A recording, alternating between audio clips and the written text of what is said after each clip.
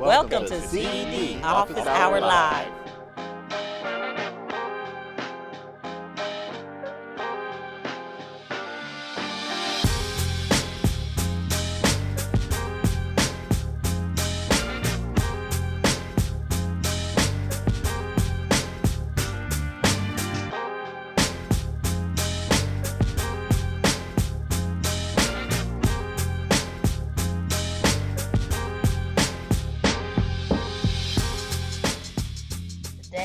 Welcome to CED Office Hour Live.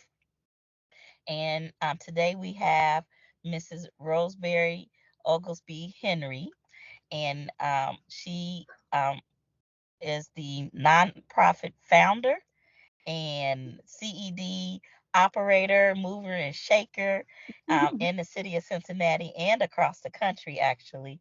So I'll be formally introducing her in just a minute. But as we always start out doing, we always want to give a baseline definition of community and economic development. And so, um, like diversity, it's a short phrase, but it has many different aspects to it. And as such, a lot of times you can ask 10 different people and get 10 different answers. So our baseline that we go by for community economic development is that CED, as is commonly referred to, is a way for us to look at how we work, how we play, how we live, how we thrive, and how we navigate through all of those spaces. And on one end of the CED spectrum is the physical infrastructure that's creative placemaking, that's public parks, the development of buildings, affordable housing, um, just general buildings, office buildings, roadways, pathways, bikeways. All of that is the physical infrastructure side of CED. The other end of that spectrum is the human capital development, the development of people. So we help people move and improve in their self sufficiency, um, personal development, professional development, and quality of life issues, helping to remove barriers so that they can what? Live, work, and thrive, right? And then the connector between those ends of the CED spectrum are agencies such as all of us that are on this call, where we connect the infrastructure to the people and vice versa, and we help make things go around. And so here at Central State University in the Extension Department, our CED works in those spaces. And our commitment is to look at, we're like system engineers. We look at that whole spectrum and determine what is the best way that we can impact the system at different pinpoints based on our expertise, based on what are the needs of the community and our bandwidth, right?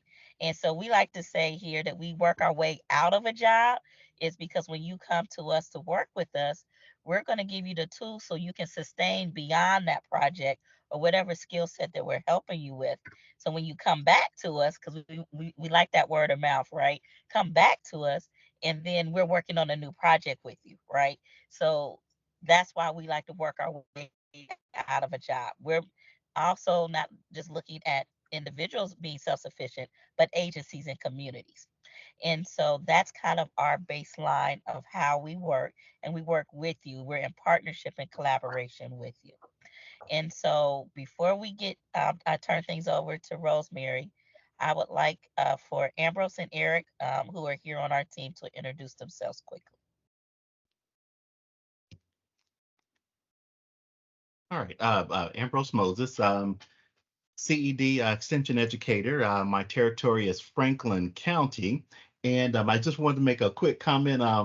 Amber gives a very in-depth definition of community and economic development. I've been practicing around with our AI technology here, and sort of collapsing it down to one sentence. Community and economic development is the practice of enhancing the collective economic, social, and environmental prosperity of a community through strategic initiatives and collaborative efforts. So I just wanted to share that. And as I look over that definition and collapsing it down, it sort of brings to mind sort of the seven principles of Kwanzaa to an extent when you think about the different aspects there. But I just want to share that since we always start with the definition that Amber gives, and and it's powerful.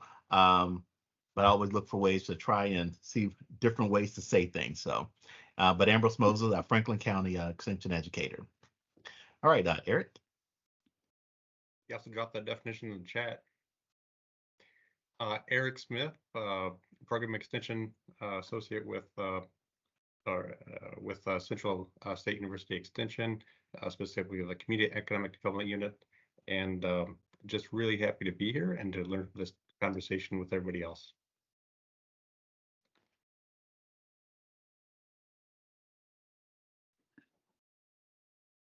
Okay, and then I'm once again Amber Twitty, and I am also on the CED team. I'm based here in Cincinnati, Ohio, and but like Eric and Ambrose, we impact the whole state.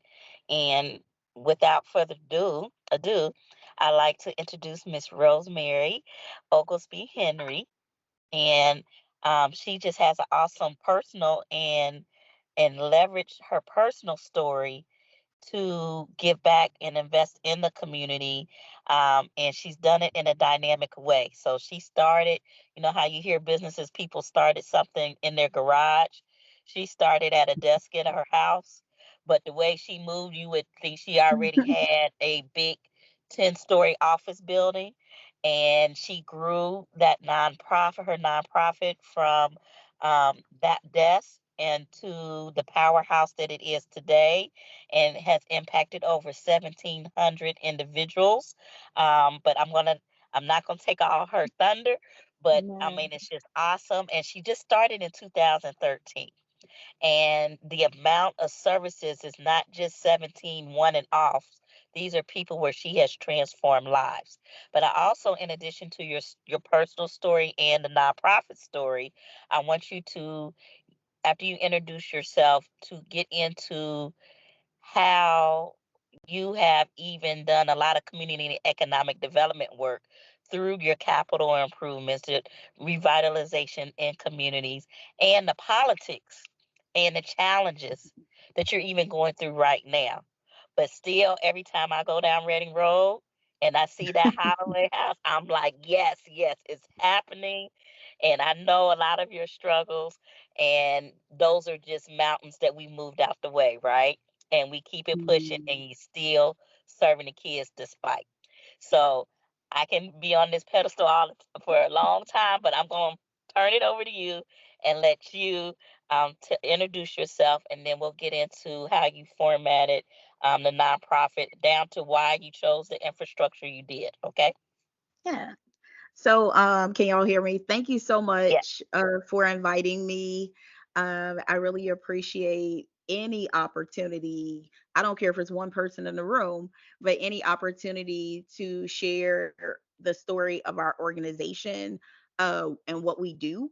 So, Rosemary's Babies Company's mission is to help teen parents master the concepts of self leadership to leave a legacy.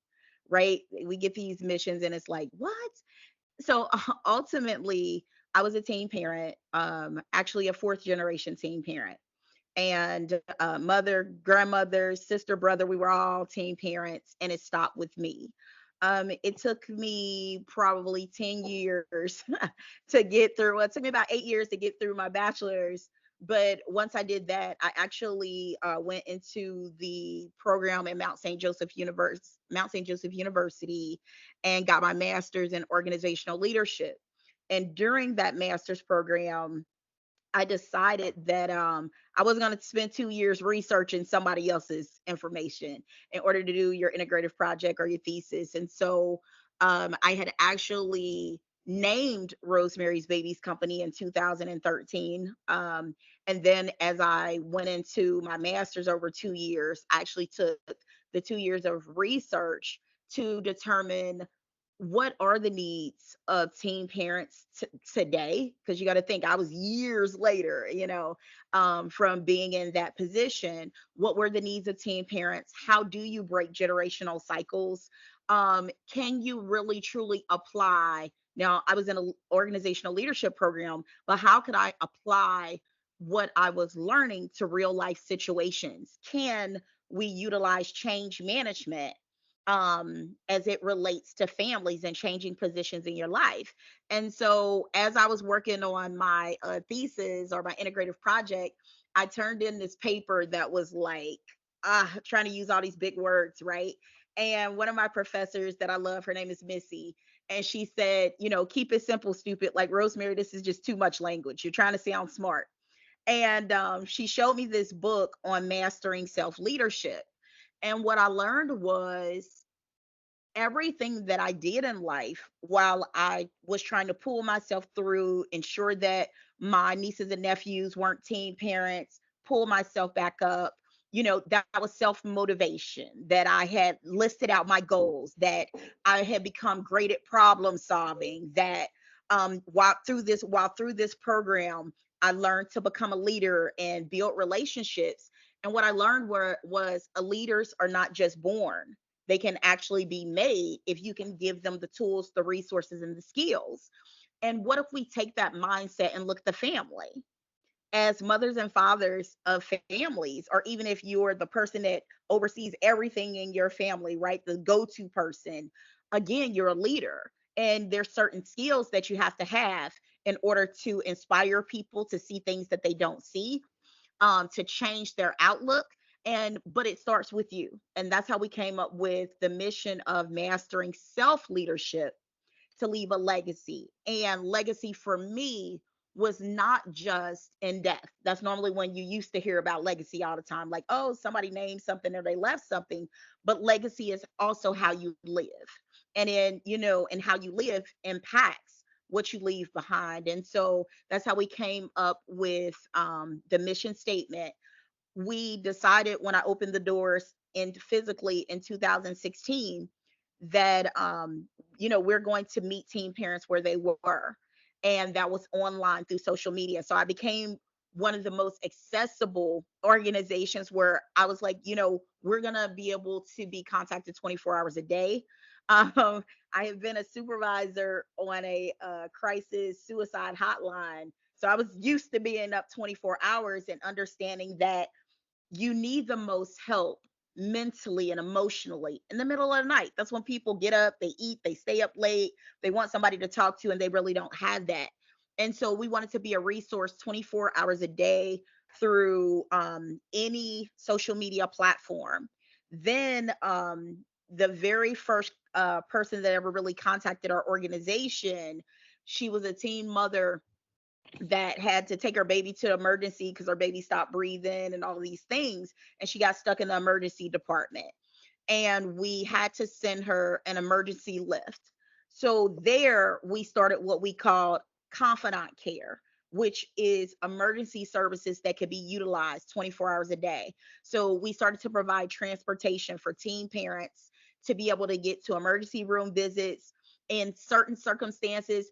Miss Rosemary, I can't afford to get fired.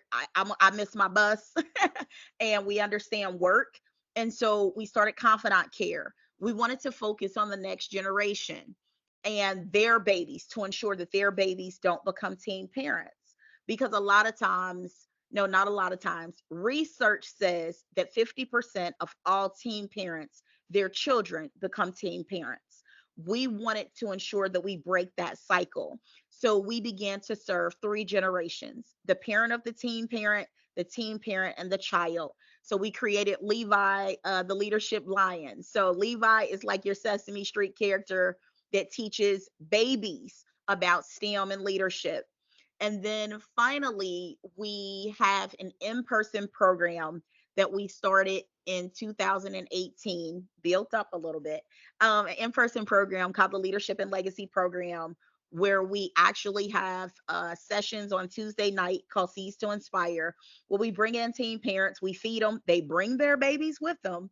And in 1 hour, we focus on a specific subject, but that subject matter pertains to personal development, professional development, as well as personal, professional, and it's one more, and I'm missing the word, but it's three different skills: personal, professional, and da, da, da, da. I can't remember the other one because I just had a brain freeze. But it's like a serious straight brain freeze. That's what happens with old age, right? Um, so for example, one year we bought all the teen parents life insurance for their babies. We often hear that, of course, the infant mortality rate in Ohio is pretty high. And so when babies die in the Black community, what happens? We get fish fries, we get, what do you call those? The fundraisers on different platforms. And so we were like, we're going to buy your children life insurance. And so we actually brought in a person that discussed life insurance. He also talked about life insurance as a career that you don't need to go to college for. He also talked about the different life insurances that could help to leave legacy or wealth. So we talked about wealth management. And in a lot of situations, people ask us, well, why are you teaching kids about life insurance? Or why are you teaching this? Well, at the point where a teen parent chooses to parent, they then have to transition from child to parent and child to adult at the same time.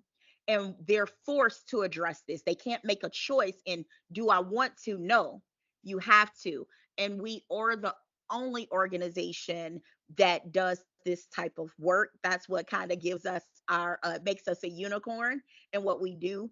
And it also sets us apart because our primary or strategic goals or plan was to reduce secondary pregnancies, to ensure that teen parents aren't sentenced automatically to a life of poverty. So we want to ensure that they are not dependent on governmental benefits. And then we just want to make sure that they do have a career path, because a lot of times when you become pregnant as a teen, the first thing people want to do is like, oh, you better go get a job at McDonald's, you better go here. Well, I don't necessarily believe that we have to take these low wage paying jobs. And though some of the jobs you might have to take aren't pretty, mine was at the post office for 17 years. But I was able to pull my entire family from their financial situation and break the cycle of generational poverty and pregnancy in my family. And so overall, Rosemary's Babies Company is a compilation of real life experience as well as education, and then community support with people who were also teen parents that broke the cycle, coming together in order to develop plans, processes, and programs in order to facilitate change and the changing the trajectory of teen parent families in Ohio and nationally. All you can say is wow. So being a teen mother myself, I wish there was this type of programming when we were younger, right? And and at that time it was a health epidemic, right? Teen pregnancy. And then the programming then really just dealt with giving you supplies if you needed, but it was nothing to help with your development or mental. A lot of teens, even today, teen parents get thrown out of their house, and so they're homeless, and they're not, and they are couch surfing. So they're not on the official docket as homeless. They're here at the aunt's house for a week. They're at the cousin's house the next week, but they really are homeless, and so they don't have all of that support. So your program, your nonprofit really fills that gap, because now it's not a thing that you hear about as often. It's like, okay, we're on to the next trend, but it's still very prevalent. And so I wanted to point that out.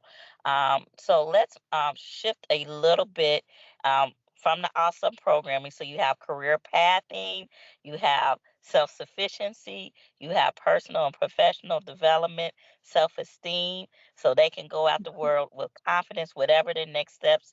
You're helping to plan, you're giving them these core life skills that a lot of people don't even get till they get in college, and that's if they're on that kind of track, like public administration or something, right?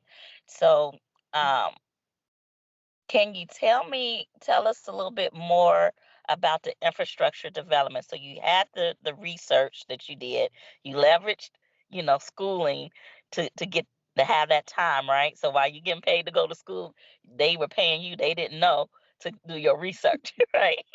So Exactly. once you did that, but can you tell us about your journey on how you built it from your desk at your house to where it is today?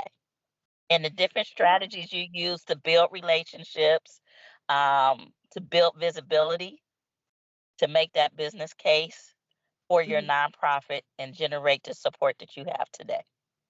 Yeah, that other P was parenting. I don't know how I Yeah. forgot that. Parenting, professional, and personal. I was like, what is the other P? It's parenting. That's what it is.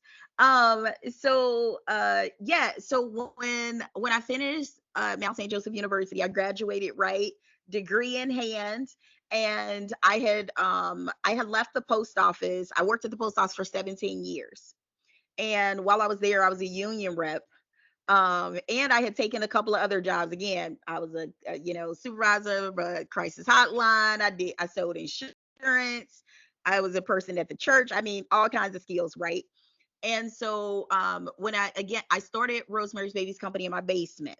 I launched in November, I think it was November 11th, 2016. And I had this great event at Mount St. Joseph University. What I found in the very first meeting with donors, they asked me, well, where are you located? Who's funding you? And I didn't want to tell them, well, I'm funding myself out of my retirement, right? And so they would ask me, where are you located? And that was a big thing because donors mistrust. Nonprofits have a lot of people that mistrust them, especially when it comes to funds.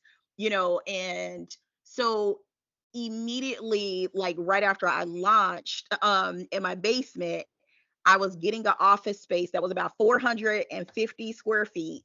It was, and it was like, okay, now I got an address, right? And I'm just looking for the first person to fund me.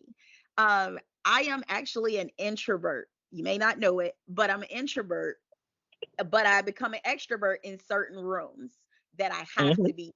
So after I go in those rooms, I actually take long naps and trips.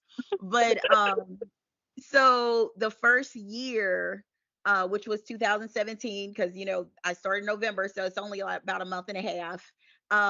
So the very first year, I did what most people would do when you look into sales.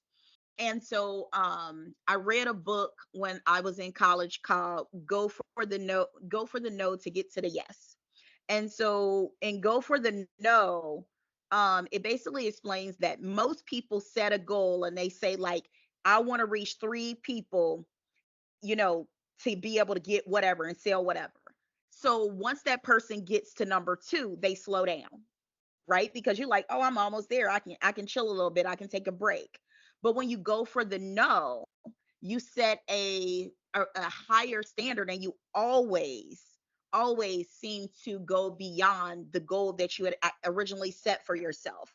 So I had originally started going to networking events, and my goal was to get 100 no's.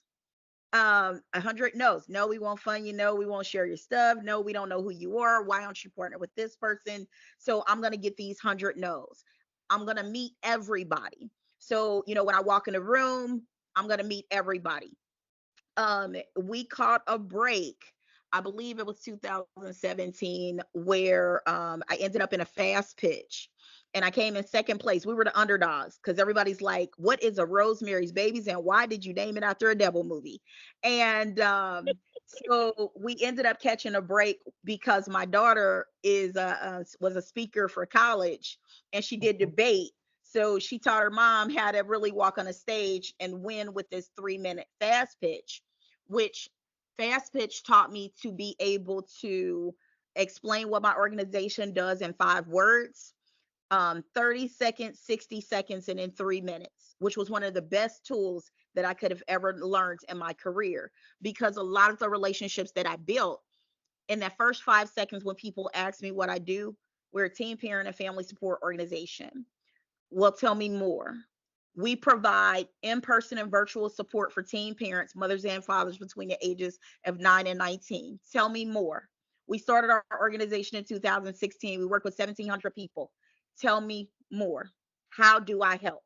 You know, and so I've used that kind of, um, kind of, I guess, skill set to be able to walk into different rooms and not necessarily ask people for money, but ask people, what's the saying is teach me how to fish. So in that first year and then that second year, that's what it was. I went to some of the most established nonprofit leaders in Cincinnati, and I asked them what are some errors that they made? What do they do in their positions? What are some things that they wish that they could change? And ultimately, all CEOs told me the same thing. Rosemary, you're responsible for bringing in money. But the difference was I was a founder. And so I had to, while they could teach me how to do relationship building, I had to personally, being the nerd that I was, research what it meant to be a founder, how to really stabilize a nonprofit, and what did I need to do to stabilize that. So some of the things that I learned while working in other nonprofits is a nonprofit is nothing more than a business. It's except for the revenue streams back into the business. So if I set Rosemary's Babies Company up as a business and we focus on what? The product. And for us, the product was the teen parent. So if I can show that the teen parent is successful and I can do an ROI, a return on your investment into this one person, I can encourage people to give, support, share our message. And though I didn't know everybody, I could convince the people that I sat in front of that you sharing our message is greater than you giving me a $500 check. And so that's really how I began to build relationships. I started winning a lot of awards because to win an award gives you a whole bunch of free marketing, even if you just get nominated. I understood that nonprofits were bipartisan. And so, again, when I was researching establishing Rosemary's Babies Company, I understood what were priorities and concerns for the left wing as well as the right wing. So I created a happy medium where I could bring these different groups of people together to be able to formulate opinions, to have discussions around teen parenting, not teen pregnancy, but teen parenting. What do we do with these children when they're here? What do we do with their babies? How do we make them a population that will be great employees for our companies? Again, the return on investment. If I can transition these kids into quality employees, then it's worth you investing in them. And if I can reduce them being on governmental benefits, it benefits the entire city of Cincinnati. If one teen parent doesn't have a secondary child before their time, it actually is a cost savings of hundreds of thousands of dollars. So I began to pitch in that way. We're business. We're in the business of molding and making kids better. And from that small office in 2017, I was in there and didn't have any internet because, again, I'm funding everything out of pocket. So I was actually working in Panera Bread when I came across United Ways. United Way had a grant opportunity open. And, ordinarily, United Way would not fund the new nonprofits. But I also understood that there's a certain way that you can sell yourself. And so we sold ourselves as a pilot project. And again, nerd, and I understood a little bit about marketing and standing out. And so, because I had been meeting people in the community, several people from United Way knew who I was. And so when I submitted my proposal that was bright yellow, it stood out as well as the name. And it was very detailed. I actually locked myself in my office for almost 2 weeks to submit this United Way proposal. And I had to create like an organizational design and just all these different things to be able to show that this would work. And in 2017, on our first birthday, United Way was the first organization to actually give us funds in order to solidify to everybody and give us credibility in the community that we stand behind this woman and we believe that her project will work. After United Way did that, now we are able to walk in rooms and say, hey, I'm funded by United Way. And we all Right. know United Way's got that, got that plug behind them. And they're like, wait, aren't you one? How did you do that?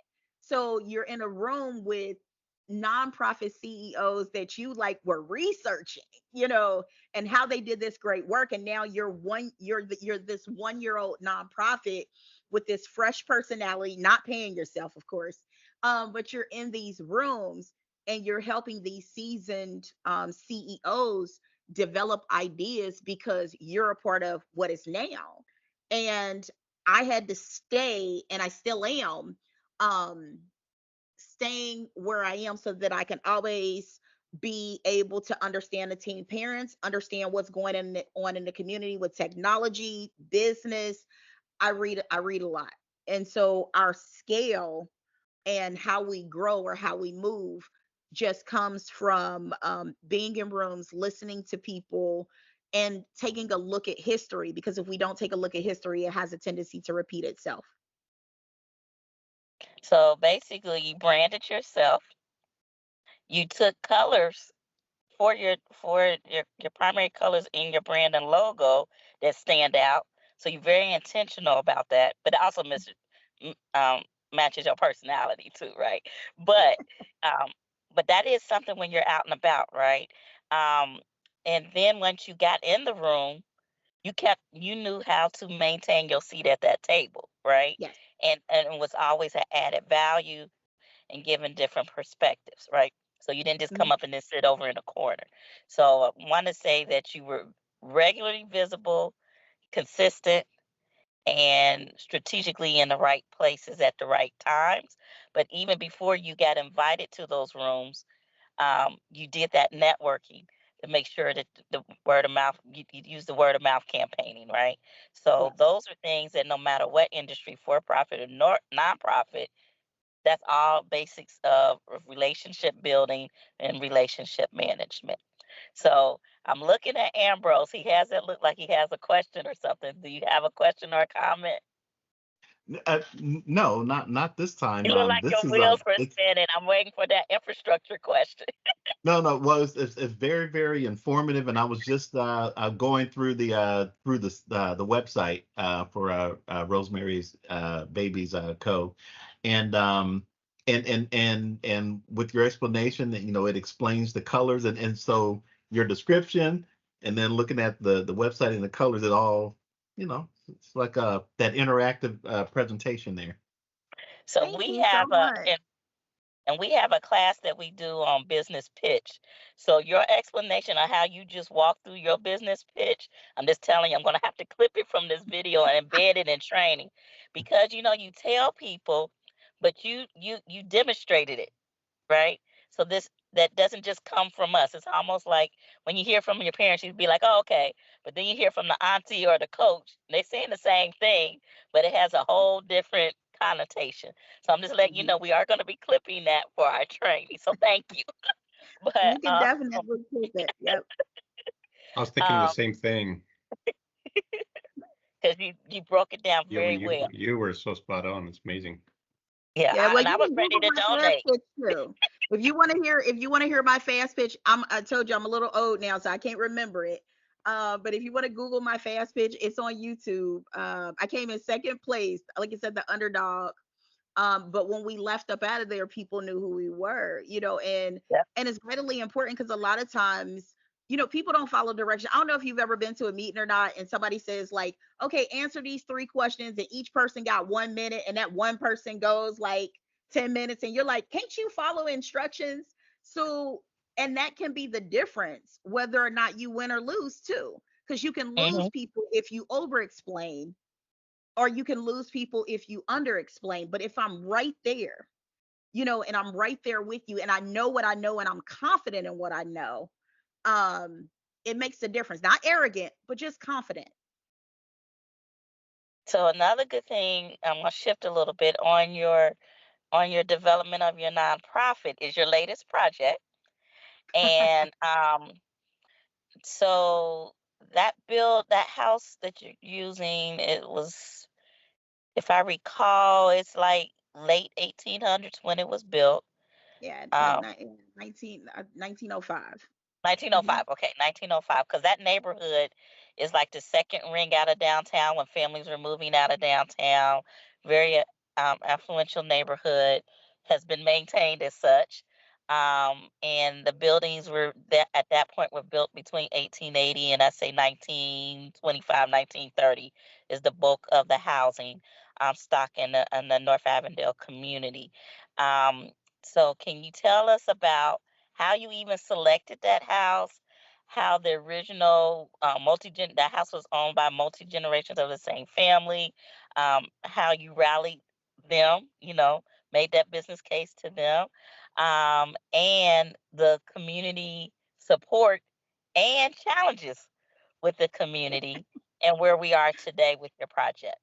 Because that is Yes. a true community development case, even though it's for your nonprofit. Yeah.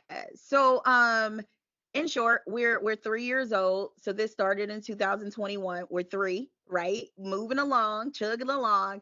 And we learned right when COVID hit, when they shut down the nation, right?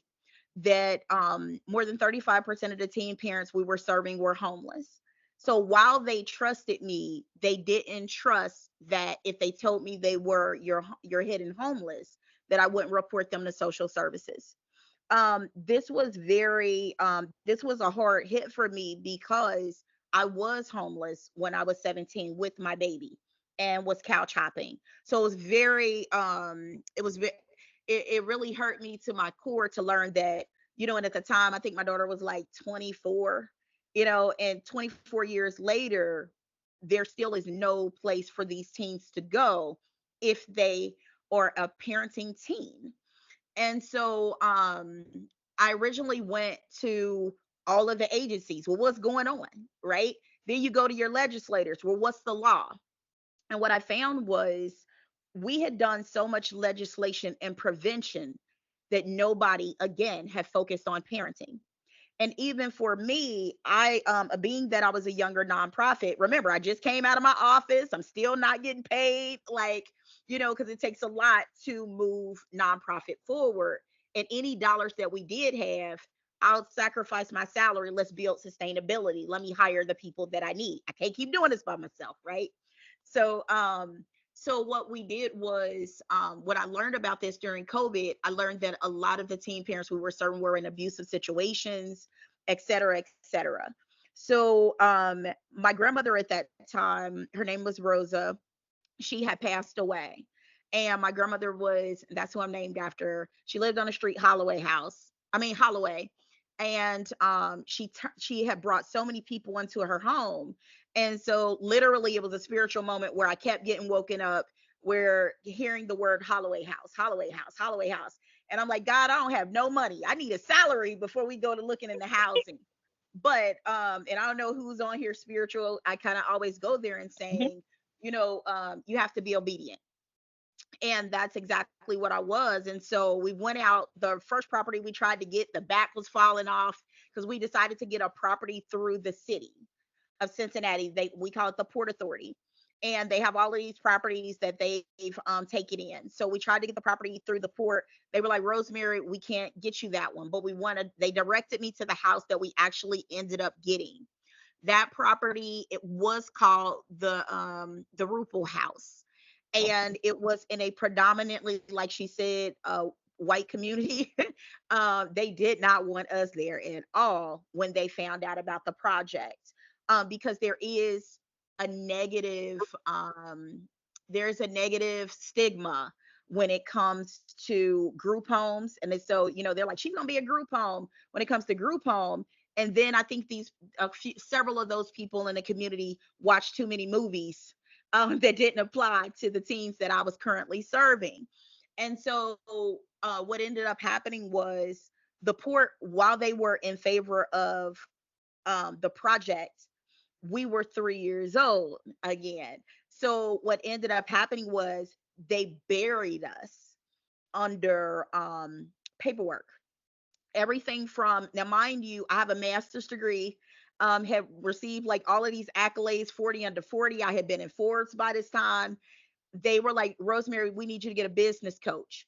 I was even teaching at Mount St. Joseph, but I had to get a business coach. And a lot of times, I had to remove the spirit of offense for the greater good. And so what we did was we looked at the entire situation and said, okay, what do we need to do to move forward? Who do we need to connect with? Rosemary's Babies Company is very good at media.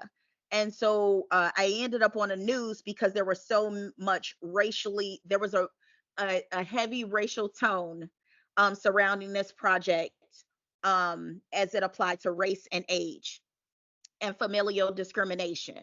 And so people that I had talked to in the community actually reached out and said, Rosemary, we're going to help. So we ended up partnering with the number one minority architect in the country, Moody Nolan, the number one construction company minority in the city, Triversity Construction. So I ended up with all these powerhouses behind me. Now, mind you, 3-year-old nonprofit with no money. But these 5 people came to the table, or these 5 organizations came to the table, and they actually worked with me on scaling, coming up with the budget, because that was a big thing. So after we got the budget together, we got the plans together, Rosemary's Babies Company had to go back in front of the community and ask them to approve us to get the property. The community crapped all over me. They did. I had to sit through like a 3-hour conversation where our every part of our organization was ripped apart. One of the core things about Rosemary's Babies Company, I did understand transparency. That's a leadership quality. Transparency, equity, all of those things. And so all of our information was online. They couldn't find anything. Then they questioned even my education, but they couldn't find anything. So they were looking for these things. So in the last part of the meeting, they told us that we needed additional letters of support. We had already submitted about 30 letters of support from the community. We were supported by the city of Cincinnati. They were the first people to get behind the organization, had actually awarded us $184,000. So we got the city, 34 people behind us, top agencies. They were like, we want more. I got a business coach, an international business coach. We want more. We ended up inundating the mayor's office with 150 letters of support over 24 hours. So much so that they were like, Rosemary, don't send us anything else, because I was kind of being a butthole. So I sent them one at a time too. It was just like, how they say pay somebody in pennies. So, I inundated each agency one at a time, one letter at a time. And so while we were getting this paperwork together, the community decided to also find another business to buy the property. So now we've done all of this work, and they've brought in another business that looks like me, not understanding that a nonprofit is a business you don't own. So I had a succession plan, because I had to put one of those in place too. So it doesn't matter that I'm Black and you got another Black person pitted against me. I can leave tomorrow, and then it's not that. And so what ended up happening was I had to go in front of Laura Brunner, because one of the other things that they get dropped on us at the last minute, we had to raise $1 million in 6 months in order to even get the property. So now I got to coach, I got to do business plans, and I got to raise $1 million. Rosemary's Babies Company hit every goal, every one, including $1 million capital stack. So when we went in front of the port, it was a private meeting where no matter which way that they spent the numbers, we had $1 million. We had actually had like a $900,000 line of credit, which is unheard of. Where which is Right. unheard of to give to such a small organization. So we had a $900,000 line of credit. We had about $600,000 in pledges and commitments. We had met again every goal. So when I walked in again, that little bit of ego, a little bit, I gave them a one pager that had a checklist of everything that they asked us for. And I basically talked to the CEO of the port about how difficult it was for me to put aside um my ego, and how even as a woman that had accomplished so many things, I grew up in the hood, I was a teen parent, my daddy was a drug addict, all of those things. To get to this point, I never thought that I still had to stand in front of people to prove my worth and prove the value of the organization. But I was willing to do that for these teen parents. And it didn't matter about how people viewed me or that I was aging in front of everybody. I did what they said, I did what they asked. And a contract implies that if you do this, then this is what the result is. And so I asked them to make sure that they abided by the contract because we had met those goals. And we actually did close on the Holloway House in June of 2022. And when we closed on the building, it was never made public really until after, because when we closed on the building, we had to reject the money from the city. So we never accepted it because it came with some terms that were, what did they call it? Unconscionable. That's what my lawyers called it. I had like four lawyers working with me. Unconscionable. And then the community had actually filed a restraining order so that we couldn't come on the property. So we actually, I didn't even know they could do that, but they were trying to file a restraining order through the courts. And so we had to close in this private closing with just me, my realtor, and the port. And we began construction in December of 2022. We are still not open as of yet. A couple of contractors we no longer recommend, but we're working through that. And our goal is to open this summer. We undertook a $2 million project, and against all odds, an organization that nobody thought would meet the goal. And we came up with the saying, barriers don't break us. And if you Google, it touched a lot of hearts. And so it even touched the heart of Samaje Perine, who's now playing for the Broncos. He even put us on the NFL campaign. So we were a part of the NFL campaign during all of this.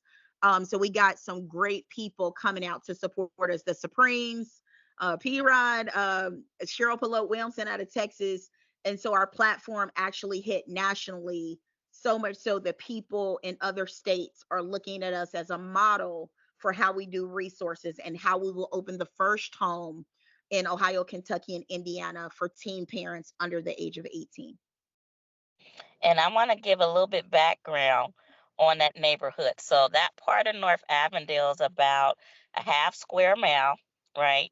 And I'm very familiar with it because half of my teenhood was in that neighborhood, actually on Berry Lane on the other side, like a block up from block and a half up from where the house is. And traditionally, this is a area where the who's who of lawyers, professors, people who work at Procter and Gamble lived in their families. And when Xavier University, which abuts the other side of that area, decided to expand, then you had investors coming in trying to buy up properties, making all of these large, 3,000 square foot plus homes into apartments and group homes and multi units, right? And so there was a fight outside of those outer rings of the subdivision, um, to not let that come in.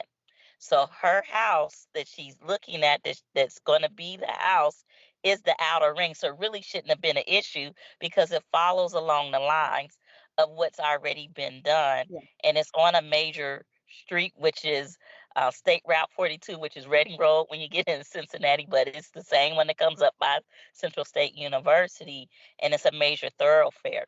So all of the things in place, she shouldn't have had to go through getting a variance and making that an issue.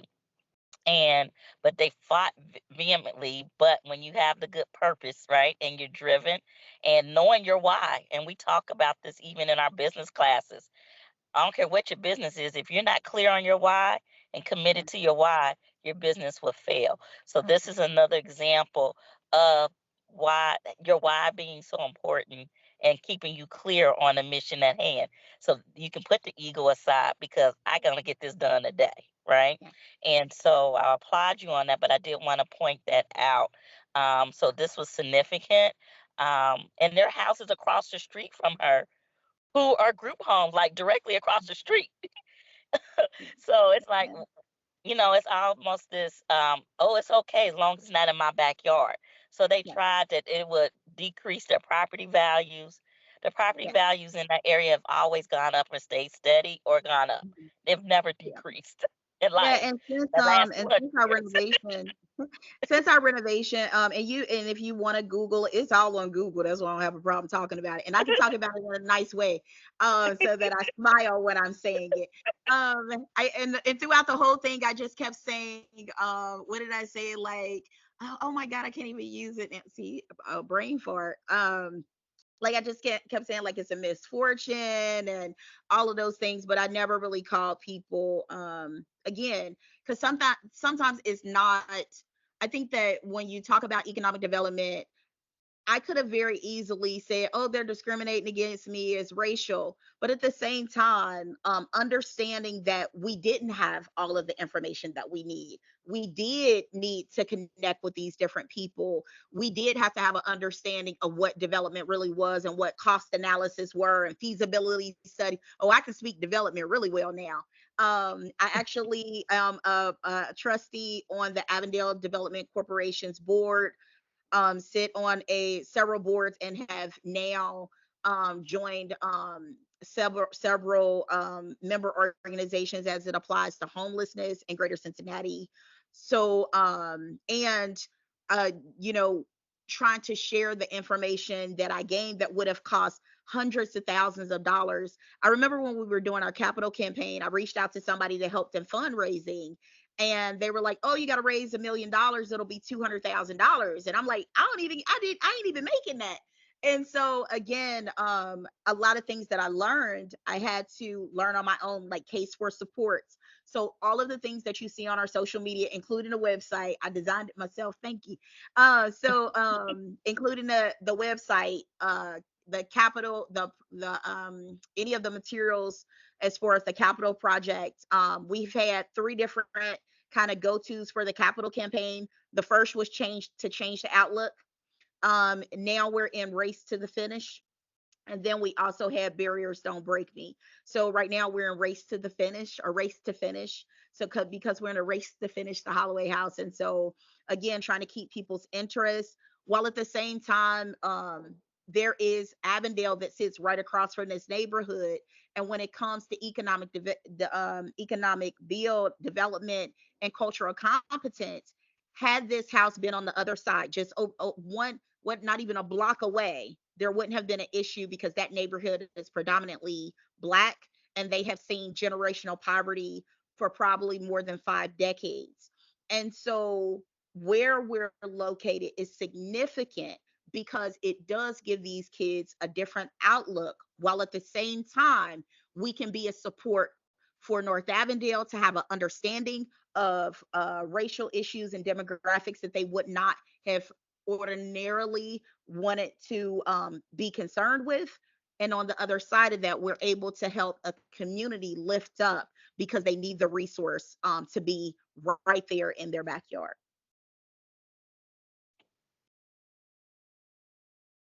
So are there any questions or comments or reflections? No, she answers all the questions.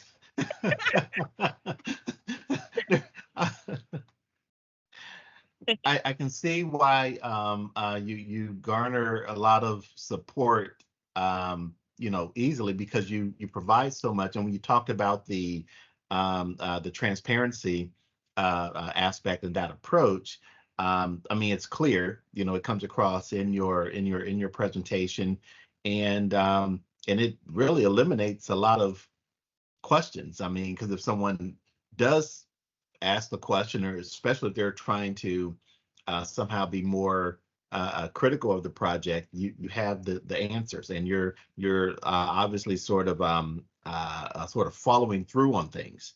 And so in terms of as a model of engaging in that type of work in the community, building that structure, that infrastructure of your organization, I think it's an excellent example, of an approach that folks could take. So Mhm. really, Well, thank and you. sort of transplant that to other types of projects as well.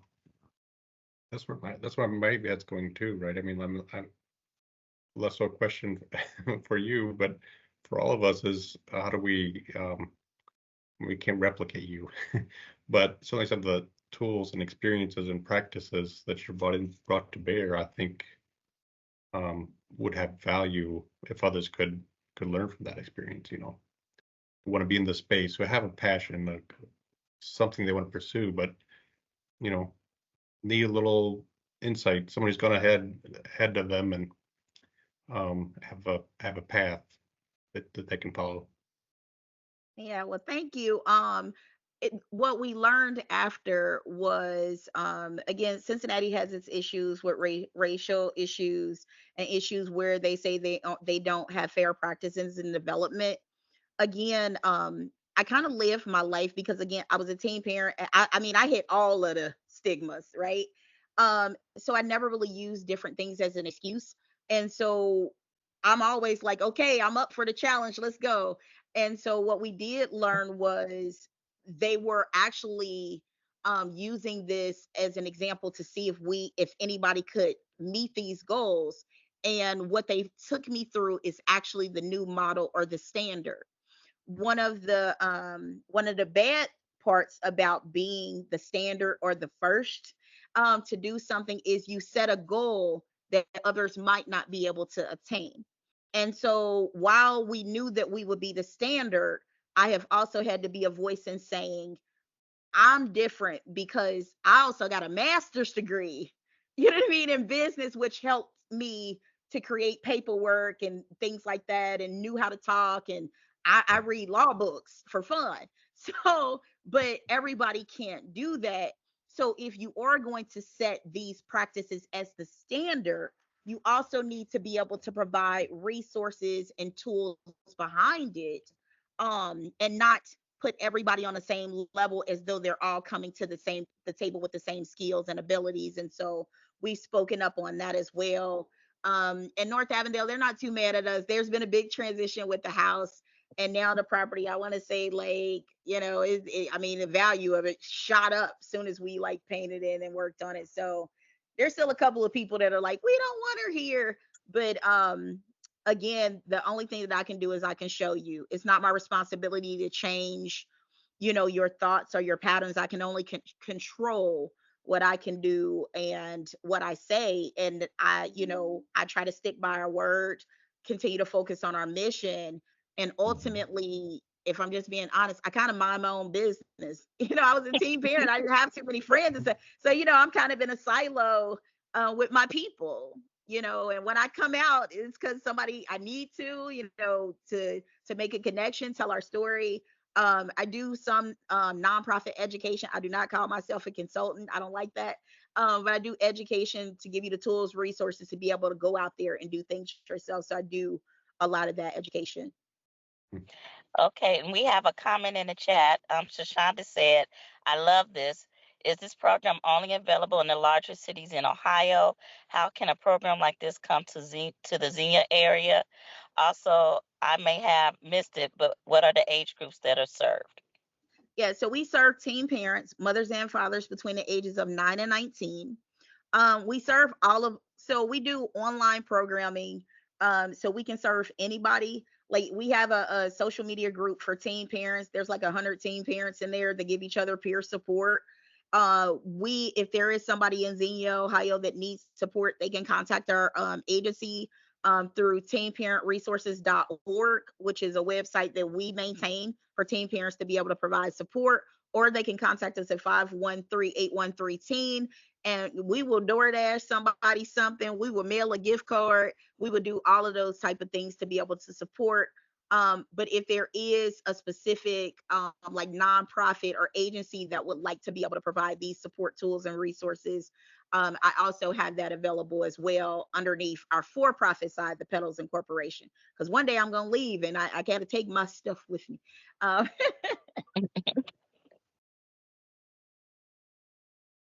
So, Shashonda, I will definitely make sure you get the contact information. I'll connect you guys by email offline, and then we will add that contact information as well in the chat. And she said, "Okay, thank you," with a big smile.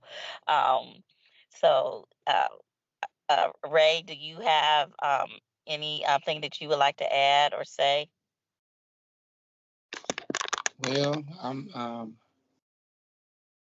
Well, shoot, she said a lot, and I'm just really ready to do what she did, apply my nonprofit the way she did it, and I'm on the right path. I feel good about this whole session, and yeah, I will be reaching out too, because I think we can build on some things, and it won't take up your time, but it's something that might Okay. be good for you. Okay. So All right. I will connect you guys by email as well. And Rosemary, he's in the beginning stages. He has worked with Ambrose, Eric, and I through some of our training over the past year. Happy to say that he formally incorporated in December of this past year. Nice. And now, he's at that point, like, let's get beyond this desk, right? And let's go forth and build. So I invited him today to make sure he heard your story. I knew a lot of it, but you got to get when you get to hear from the originator, it's a whole new level, right? So, Yeah. um, Well, so that's I think dope. that you all do have some synergy, and some of the programming he has to offer would kind of augment what you're already doing. So I'll make sure that I connect you guys as well. Yeah. Well, also, make sure you follow us on social media, or you can follow me, Rosemary, on social media. You can follow any of our pages. Again, one of the most accessible. That's a good thing and a bad thing, because everybody can get in touch with me now. So I finally got an assistant that be blocking people like, who is this? So follow us on social media today. Actually, this afternoon at 4:30. Melinda Williams. I'm doing a conversation with her. She's an actress. Yep. And she's an actress and author. So she started a nonprofit called a Rise and Shine Foundation.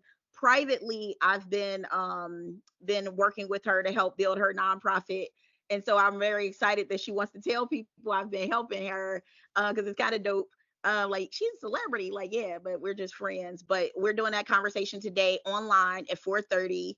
And then we are also hosting a nonprofit masterclass, a working masterclass, to help people get over the hump, learn about funding, also scaling and development.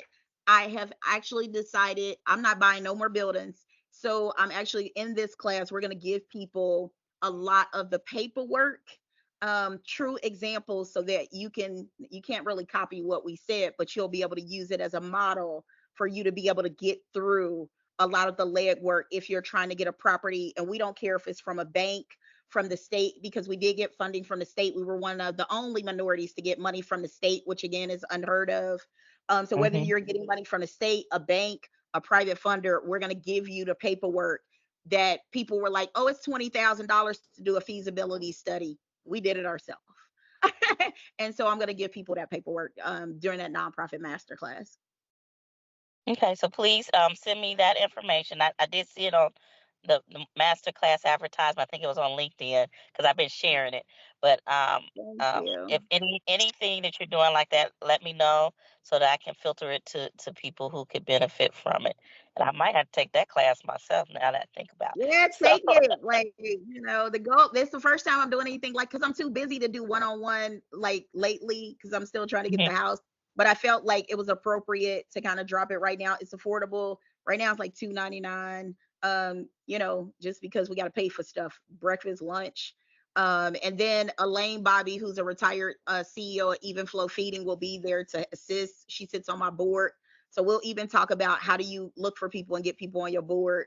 Again, the knowledge that I kind of have to myself, I'm just gonna drop it all in this working master class because it's homework, and try to help people that are in the trenches that just want to build. So, Okay. Well, thank you again, Ambrose. Eric, do you have any closing comments or anything? Just thank you for sharing, and we learned a lot, and I think you got a lot of folks wheels turning here. So Yes, thank you you did. so Yes, much. you did. thank you.